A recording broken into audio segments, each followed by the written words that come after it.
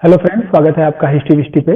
तो इसके पहले हम लोगों ने बात किया था ये हमारा के बारे में, कुछ स्ट्रेटजी के बारे में हम लोगों ने बात किया था कि कैसे लिखना है, क्या करना है। तो इस वीडियो में हम लोग काफी अच्छा रिस्पांस आपका उसके पहले वाले वीडियो में था। तो कुछ लोगों ने पूछा था कि हमारा पीजीटी मैथ है, पीजीटी बायोलॉजी है या फिर टीजीटी एसएसटी है, इनका जो भी एग्जाम है।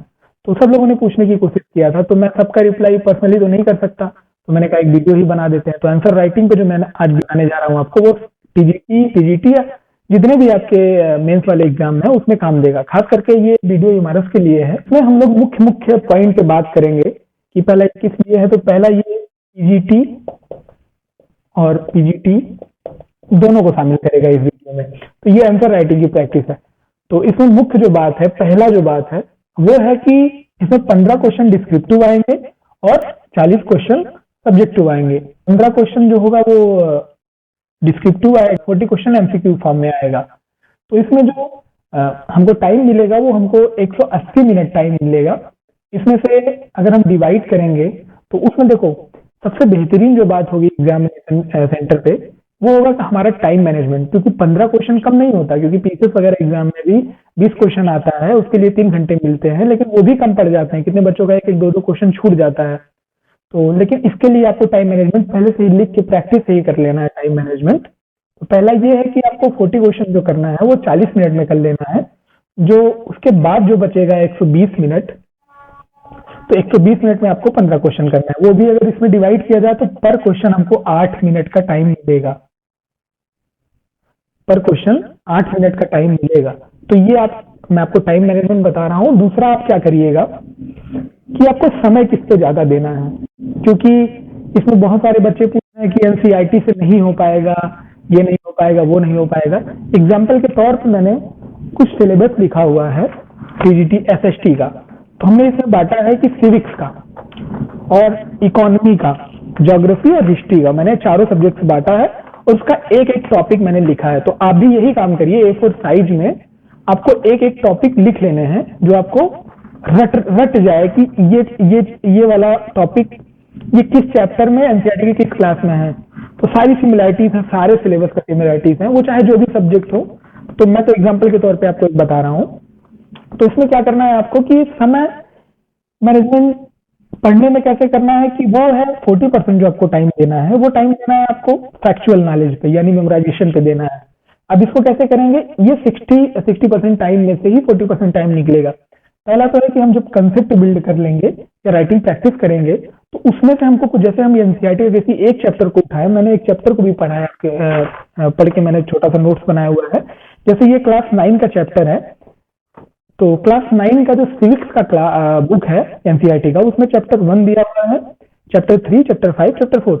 ये सारे चैप्टर जो है इंपॉर्टेंट है, वो सिलेबस से डायरेक्ट टू डायरेक्ट है।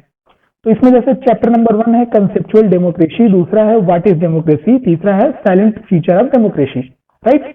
तो इसमें आपको क्या करना है कि जैसे कुछ लोगों ने पूछा था कि कमेंट बॉक्स में कि सर अगर ऐसे चलेगा तो हमारा हो नहीं पाएगा। तो मेरा बताने का मतलब ये था कि आप पर टू चैप्टर वाइज चलिए। जैसे एक चैप्टर आपने पढ़ा, इसमें कोई भी एक चैप्टर उठाया तो वो जाके आपने सर्च किया ChatGPT पे या कहीं भी गूगल के फॉर्म में चेक किया कि किस एनसीईआरटी क्लास में, एनसीईआरटी के किस क्लास में किस चैप्टर में है ये टॉपिक। तो वही चैप्टर आपको पढ़ना है, उसके अलावा आपको नहीं पढ़ना है। क्यों?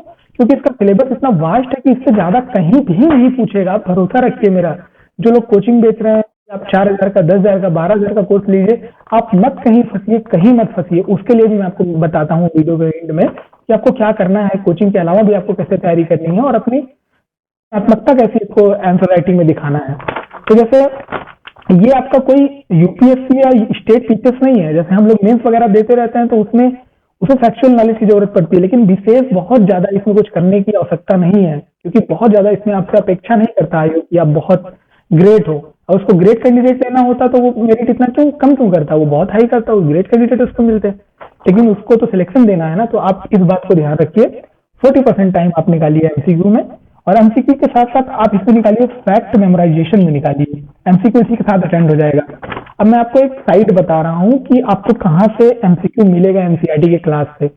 वो एक दृष्टि की वेबसाइट में, दृष्टि आईएएस की वेबसाइट में जब आप जाएंगे तो उसमें एक लिखा होगा एनसीईआरटी टेस्ट, एनसीईआरटी टेस्ट नाम से एक कॉलम बना होगा। उस कॉलम में आपको सारे क्लास के बकायदा आपको एक चैप्टर का एमसीक्यू फॉर्म में आपको मिला है, वो आप हल करिए। नीचे आपका एक्सप्लेनेशन दिया हुआ है। सबसे बेस्ट है जो मुझे लगा, हम लोगों ने तैयारी के दौरान सिविल में भी दिया था, वो चीज बहुत फायदा किया है, तो आप लोग उसको देख सकते हैं, बहुत ज्यादा बेनिफिट देगा। और तीसरा जो सबसे मुख्य बात है वो करना है आपको, प्रेजेंटेशन कैसे करना है, आपको अपना प्रेजेंटेशन कैसे देना है। तो इसमें क्या है कि आपको फॉर्मेट, अब मैं आपको फॉर्मेट बताता हूं कि जैसे ये एक A4 साइज पेपर है, तो उसमें से इतना कॉलम जो रहेगा वो इतने में ही लिखा रहेगा, इसमें do not right, do not right. तो इसमें आपको क्या करना है, पहले तो आपको इंट्रो देना है, क्योंकि मैंने आपको बताया कि ऑफिशियल जो है वो 100 से 120 वर्ड आपको लिखना है, लेकिन आप 80 से 100 वर्ड के बीच में लिखेंगे, क्योंकि किसी भी एग्जाम में, ये तो पहली बार मेंस करवा रहा है, आप पीसीएस में भी देखेंगे 200 शब्द पूछा जाता है, लेकिन हम लोग सब 170 180 वर्ड ही लिख के आते हैं, उससे ज्यादा लिख के नहीं आते हैं ना, उससे ज्यादा आयोग कभी हमको नंबर भी देगा। क्यों? क्योंकि अगर हम इससे ज्यादा लिखने की कोशिश करेंगे तो समय कम है, तो हमको टाइम नहीं मिल पाएगा। और सारे क्वेश्चन, और क्वेश्चन छोड़ना एक बहुत बड़ा गुनाह है, वो आपको छोड़ना ही नहीं है। नहीं अगर आप कर पाते हैं तो आपको फिगर बना देना है लास्ट में, वो मैं आगे बात डिस्कस करूंगा इस पे, कैसे आपको फिगर वगैरह बनाना है। तो आप क्या करिएगा, पहले तो आपको इंट्रो लिखना है, क्योंकि 80 से 100 वर्ड आपकी अपेक्षा करता है, तो आप ये मैक्सिमम 8 से 10 लाइन में आपका आंसर सीमित हो जाएगा। कोई कैसा भी लिखने वाला हो तो इंट्रो आप 2 लाइन में दीजिए, जितना सीमित आप इंट्रो, क्योंकि आपका जो ज्ञान है, जो आपका एमसीक्यू ज्ञान है, वो पहले आपका प्री में टेस्ट हो चुका है, यानी टीयर 1 में आपका टेस्ट हो चुका है, तो टीयर 2 में बस आपका वो नॉलेज चेक करना चाहता है कि आपका कितना पर्सपेक्टिव है। तो जो भी क्वेश्चन आए उसका मॉडर्न पर्सपेक्टिव से बात करने की कोशिश करिएगा। जैसे कोई भी क्वेश्चन आप उठा लीजिएगा एग्जाम्पल बस, तो उसको मॉडर्न पर्सपेक्टिव से बात करिएगा। एक एग्जाम्पल के तौर पर मैं बता रहा हूँ, जैसे हड़प्पा सभ्यता अगर पूछ लिया कि हड़प्पा सभ्यता में नगर नियोजन पर प्रकाश डालिए, राइट, प्रकाश डालिए, तो उसमें आपको क्या करना है कि आपको पहले तो 1 मिनट, 8 मिनट पर क्वेश्चन मिलेगा, 2 मिनट आपको क्या करना है, आपको क्वेश्चन के बारे में सोच लेना है कि क्या है। अब उसका मॉडर्न पर्सपेक्टिव क्या हो सकता है नगर नियोजन के बारे में, कि एक महानगर में हम क्या क्या अपेक्षा करते हैं सरकार से, किसी भी चीज से, स्वच्छता अपेक्षा करते हैं, अच्छा जल निकासी प्रणाली हो, या फिर स्मार्ट सिटी में जो चीज भी होती है, ट्रेवलिंग सिस्टम होता है, या फिर जो भी इंफ्रास्ट्रक्चर होता है, उस बारे में हम चर्चा करते हैं। तो आप उस पर्सपेक्टिव से जोड़ के आप पुराने टॉपिक से उठाइए, तब आप मॉडर्न, तब आप उसमें लिख लेंगे ना, जल प्रणाली सबसे बेहतरीन लोथल से प्राप्त हुई थी, या स्वच्छता सबसे ज्यादा स्वच्छ नगरों में गिना जाता था। तो ये चीज आप जब मॉडर्न पर्सपेक्टिव से प्लस टॉपिक पर्सपेक्टिव से जब आप इंटरकनेक्ट करेंगे, तब आपको समझ आएगा, तब आप सोच पाएंगे बहुत सारे पर्सपेक्टिव से, तब आपका जो आपका इंट्रो होगा बहुत बेहतरीन होगा। इंट्रो में आपको सबसे बेस्ट अपना देना है, क्योंकि अगर इंट्रो बेहतरीन, अब यही सोच लीजिए कि हम लोग कोई भी अगर एग्जाम्पल बस अगर हम एग्जामिनर होते तो हम क्या करते हैं, हम सबसे पहले बच्चों का इंट्रो चेक करते हैं ना कि क्या है इसमें, हम पढ़ेंगे इनका आंसर कि ना पढ़ें, क्योंकि किसी के भी पास टाइम इतना नहीं है कि वो आपका एक एक लाइन आपको पढ़ेगा। ये एकदम भूल जाइए कि हम सारी चीजें करेक्ट करके आएंगे, ऐसा बिल्कुल नहीं है। आप बस एकदम टू द पॉइंट लिखने की कोशिश करिए, टू द पॉइंट, क्योंकि नंबर आप 80 से 100 वर्ड में क्या ही लिख लेंगे। आप कभी टाइमर लगा के लिखिएगा कि आप 80 से 100 वर्ड में क्या ऐसा चीज शामिल कर देंगे कि आप मतलब डिस्क्रिप्टिव लिखना भी चाहेंगे तो आप क्या बता ले जाएंगे।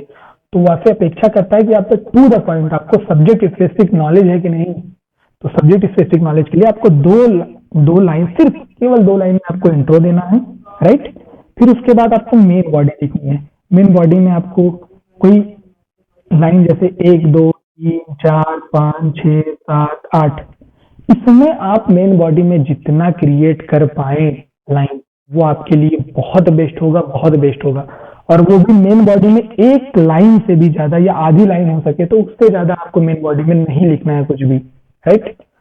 अब उसके बाद ये लिखने के बाद फिर आपको क्या करना है, नीचे 2 लाइन का, केवल 2 लाइन का आपको कंक्लूजन लिख देना है, निष्कर्ष लिख देना है। अब कितना लाइन होगा, 2 लाइन प्लस 2 लाइन, 4 लाइन। अगर 10 लाइन में से 4 लाइन घटा दिया जाए तब भी 6 लाइन बचेगा, राइट। तो 6 अगर आप मेन बॉडी में लिखेंगे तो इतना बेहतरीन प्रेजेंटेशन में शामिल हो जाएगा आपका, मैं क्या बताऊं।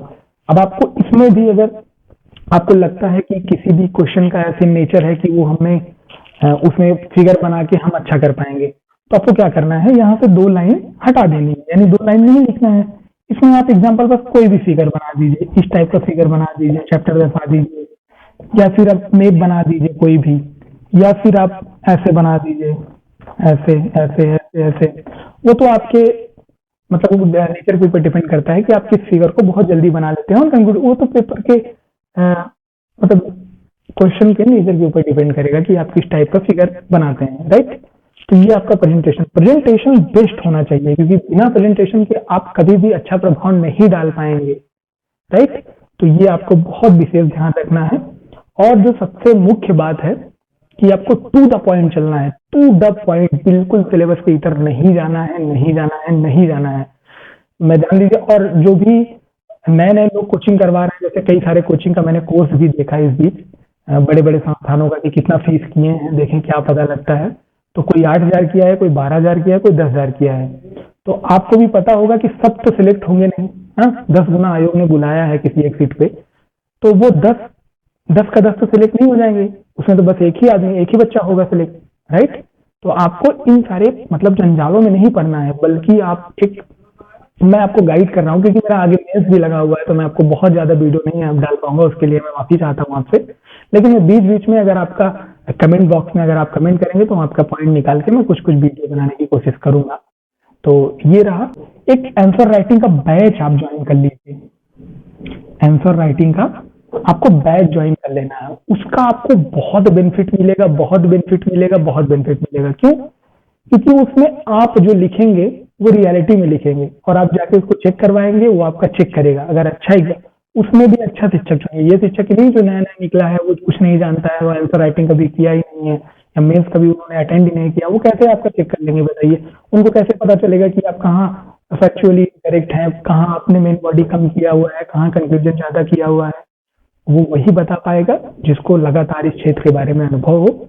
मैं तो खैर आपको गाइड करूंगा ही, तो इसमें आपको गाइड में कर, लेकिन आपका जो काम है वो एकदम सिलेबस टू सिलेबस जाना है आपको, हर एक चीज। मैं ये सारे मतलब ये महाराज के पर्सपेक्टिव से बता रहा हूँ, तो वो चाहे टीजीटी हो, पीजीटी हो, या कोई भी हो, तो मैं तो सबको शामिल कर रहा हूँ उसमें आंसर राइटिंग, क्योंकि आंसर राइटिंग तो सबको करनी है। और जो आपका 40 क्वेश्चन मैंने बताया, ये आप दृष्टि के साइट पे जाके चेक करिएगा, आपको सारे एमसीक्यू फॉर्म में मिल जाएंगे। अगर आपको मोबाइल से करने में प्रॉब्लम भी आती है, तो दृष्टि आईएएस की एक किताब भी आती है, एनसीईआरटी, भूगोल की अलग आती है, साइंस की अलग आती है, हिस्ट्री की अलग आती है, पतली पतली सी है, वो आप चाहेंगे तो आपसे ज्यादा है, तो उसमें से भी आपको चूज कर करके चैप्टर करना है। तो मैक्सिमम आपको 1 से 1.5 महीने लगेगा कि आपका सिलेबस कंप्लीट हो जाएगा। अगर आप कुछ बच्चों का सवाल ये था कि हम सर क्वेश्चन कहाँ से निकालें, तो मैंने आपको इसके पहले वाली वीडियो में बताया था, अगर आपको क्वेश्चन आप खुद नहीं बना पाएंगे, तो आप खुद आंसर कैसे लिख पाएंगे। और ये बात जान लीजिए कि अभी पहली बार है, तो इससे ज्यादा आपसे कोई आयोग अपेक्षा नहीं करेगा कि आप आलोचनात्मक वर्णन करिए या अपना पर्सपेक्टिव दीजिए कि क्या हो सकता है, ऐसा कभी नहीं पूछेगा। एक क्वेश्चन पूछेगा, जैसे एक क्वेश्चन आप उठा लीजिए, कोई भी क्वेश्चन उठा लीजिए, किसी का भी टॉपिक का उठा लीजिए, उस पे बस लास्ट में जोड़ेगा कि इस पे टिप्पणी करिए, इस पे प्रकाश डालिए, राइट। इससे ज्यादा वो आपका कुछ भी नहीं करेगा। वो आपसे आलोचनात्मक अध्ययन कभी नहीं पूछेगा, क्योंकि वो आपसे इतनी अपेक्षा ही नहीं करता कि आप इतना अच्छा लिख लेंगे। पहली बार इतना ही करने की कोशिश करिए, और नॉर्मल जैसे एक चैप्टर आपने पढ़ा, ठीक, अब जैसे ये चैप्टर मैंने पढ़ा, व्हाट इज डेमोक्रेसी। हाँ, मैंने एक पेज में A4 साइज पेपर में, वो भी आधा पन्ना, तो मैंने सिर्फ ये लिखा कि कहाँ कहाँ से क्या क्या हो सकता है, मतलब कहाँ कहाँ से कौन कौन से टॉपिक से क्वेश्चन आ सकते हैं। इतना बड़ा सिर्फ 1.5 पन्ने का मैं एक चैप्टर में पूरा डिफाइन कर दिया हूँ।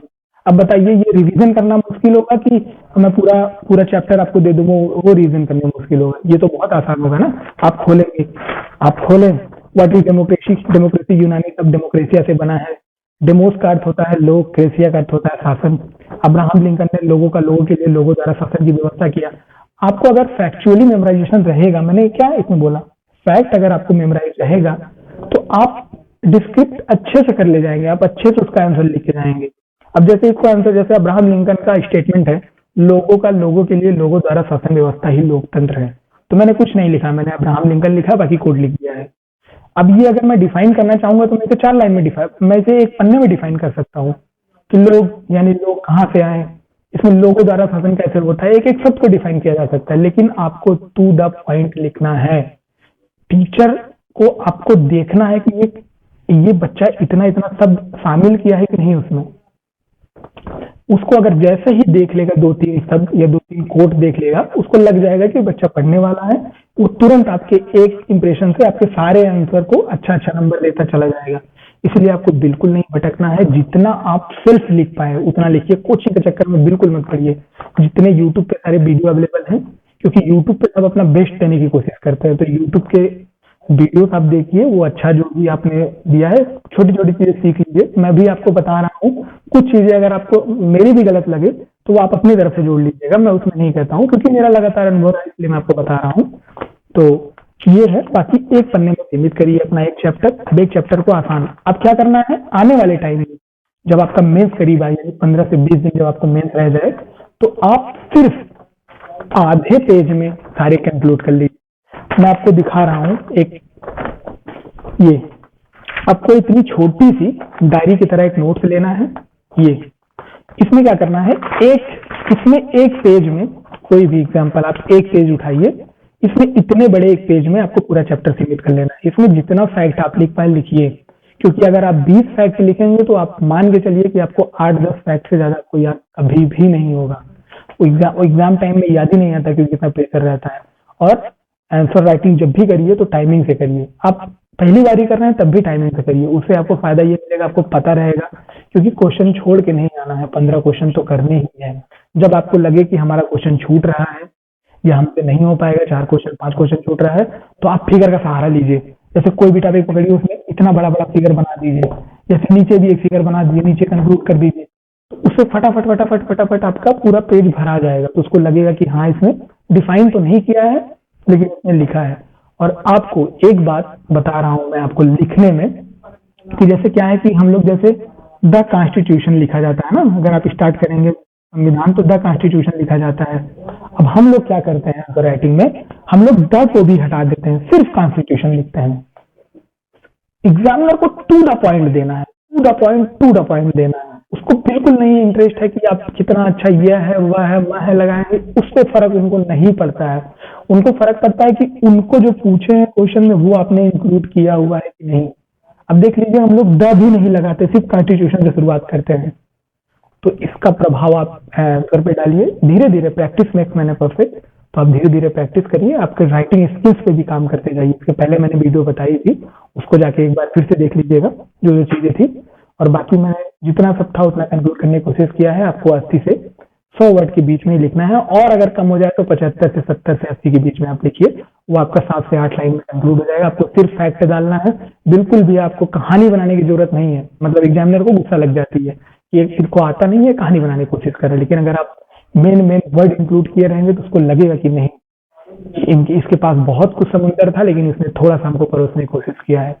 तो जो भी टॉपिक, जो भी वीडियो रह गई है, और अगले वाली वीडियो में अगर आपका जैसा भी रिस्पॉन्स रहेगा, तो मैं एक एक सब्जेक्ट के लिए, जैसे टीजीटी एसएसटी के लिए, टीजीटी मतलब किसी भी विषय के लिए, जैसे टीजी साइंस के लिए हो गया, मैथ के लिए हो गया, तो मैं इनके लिए एक एक अलग अलग से सिलेबस अपलोड करने की कोशिश करूंगा। बताऊंगा कि कौन सा सिलेबस का पॉइंट किस चैप्टर में कहाँ दिया हुआ है, क्योंकि अभी मैं थोड़ा सा दोस्तों बिजी हूँ, मेंस मेरा लगा हुआ है, तो उसमें मैं बिजी हूँ। तो आपको बहुत अच्छे से तो मैं सारी वीडियो पर डे नहीं अपलोड कर सकता हूँ, लेकिन फिर भी अगर आपका रिस्पॉन्स अच्छा आता है तो मैं कोशिश करूंगा कि आपको बताऊं। अगर हो जाएगा तो मैं लास्ट में, लगभग जब से एग्जाम आपका बचेगा 10 से 15 दिन पहले, तो मैं आपकी आंसर राइटिंग भी करवा दूंगा। आपको क्वेश्चन लाऊंगा, मैं आपको क्वेश्चन दूंगा, आप आंसर राइटिंग करिएगा, मुझे सेंड करिएगा टेलीग्राम पे, बस। और बाकी एग्जाम जितना जल्दी हो सके उतना जल्दी सिलेबस, एक वो लीजिए, कैलेंडर लीजिए, कैलेंडर खुद से बनाइए A4 साइज में, उसमें लिखिए कि हमारा 30 मार्च को हमारा स्टार्ट है एग्जाम। वो एग्जाम आपका भले से ही आपका अप्रैल में स्टार्ट हो या मई में स्टार्ट हो, उससे फर्क नहीं पड़ता, लेकिन आप एक टारगेट बनाइए कि हमको मार्च लास्ट तक हमारा एग्जाम स्टार्ट है।